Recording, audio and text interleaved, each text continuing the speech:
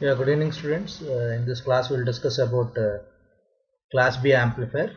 In last class we'll discuss about class A amplifier and its types, and we'll derive the efficiency of series fed class A amplifier, and which gives an efficiency of 25%, and transformer coupled class A power amplifier, which is an improved version which gives an efficiency of 50%. In this class we'll discuss about class B power amplifier. As you know that class B power amplifier, the key point is located on the x-axis. So the collector current flows only for the half cycle since it is present on the x-axis. We'll get DC load line separately, which is located on the x-axis. So we'll get only half of the output. So even if you apply full cycle of input, we will only get only half cycle. That means half of the cycle is distorted, or we won't get that half of the cycle. So in order to get the full cycle, the logic is very simple. We have to use a pair of transistors. So if you use two transistors, from each transistor we get a half cycle. So if you use two transistors, we will get two half cycles. If we coupled in an efficient way, we will get that full output for full input cycle. So these transistors arranged in such a way that they will conduct alternatively in each half cycle. That means if one transistor is in on position, the other transistor should be in off state. So however, depending upon the types of transistor, we will go the classification of class B amplifiers, which are mainly classified into two types. One is push-pull and another one is complementary symmetry. So let me define the definition of push-pull. So if we use the transistors of same type, we use both transistors, either NPN or PNP. That means both transistors should be NPN or PNP, either NPN or PNP. Then that circuit is known as push-pull. So let me define the definition of complementary symmetry. If the two transistors are in such a way that they are complemented to each other. Complemented to each other means, so it's nothing but an odd pair. Odd pair means nothing but one PNP and one NPN. So then the circuit is called as a complementary symmetry. Class B. So now let us move to the analysis of push-pull class B amplifier. Let us go to the circuit details. Actually the circuit needs two transformers, one at input side and the other at output side. One is used for driving the input and another is used for driving the load. As you see here, the load is connected to the secondary windings of the transformer, and the input is coupled to the primary winding of the transformer, and this secondary winding is connected to the both transistors. Here what the type of class B amplifier you are using is push-pull. So it is very clear that in push-pull we will use both transistors in a similar configuration and similar type. That means here if you observe carefully, Q1 and Q2 are both are NPN. Why I am saying this NPN means, if you observe carefully the arrow mark symbol what is present here, this is representing of emitter, and emitter current is flowing outward. So all the students are familiar with this one.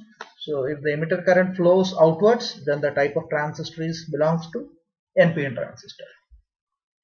So the input transformer is called as a driver transformer. So the secondary of the input transformer is center tapped. So center tapped, as you know that the purpose of center tap is to divide the waveforms into two equal halves. If you observe here carefully, the point A and point B, the input waveform is divided into two parts. One is at point A and one is at point B. So if you observe carefully, at point A we will get the positive half cycle starting waveform, and if you observe carefully here at point B we will get a negative half cycle starting waveform. So if you observe here the output transformer,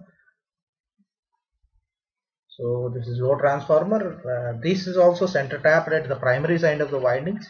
So the primary side of the windings is connected with a collector current VCC, and if you observe here carefully, the turnings are divided into equally by using the center tapping technique. So the upper windings represents N1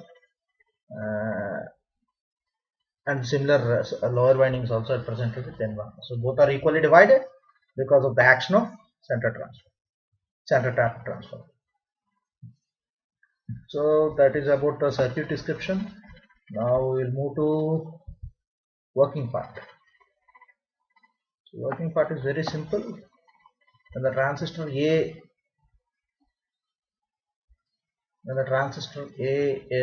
when the point A is positive with respect to point B, then the transistor Q1 is in on state,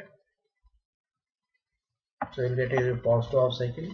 And when the point B is in positive with respect to point A, then this time the transistor Q2 driven into active region and transistor Q1 is in cutoff region. So very simple working, students.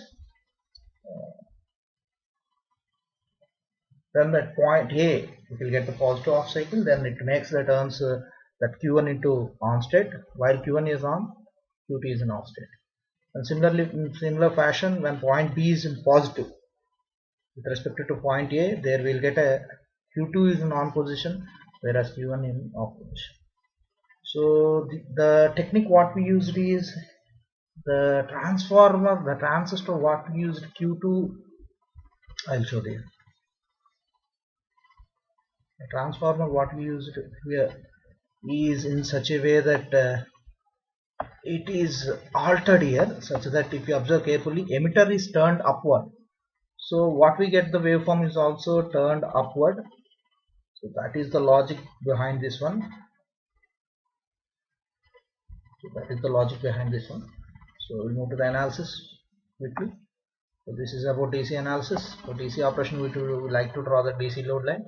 So for DC load line, you will get that Q point is on x-axis. You will get the coordinates as this follows. So it represents nothing but a vertical straight line passing through the Q point. And after that, calculate the DC power. As you know, that DC power is simply per half cycle Im by pi. So for 2 half cycles, we will get 2 Im by pi. So this is about PDC and coordinates point. So AC power. So if you observe that Q1, when Q1 turns on, it uses the upper windings of the transformer. When Q2 turns on, it uses the lower windings of the transformer. So the current flows in the upper windings of transformer here and here, lower windings of transformer. So that is about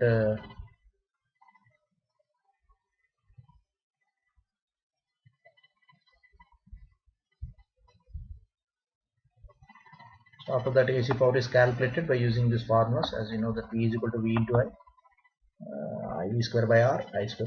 So you use the graphical method here. So this is the graphical method. You get all the off cycles. So by using this graphical method, substitute these values. Efficiency formula is PDC by PAC by PDC. Sorry. So already get these terms in equations. So finally, the result is as follows. So if this satisfies the condition, we'll get efficiency is 78.4%. Thank you.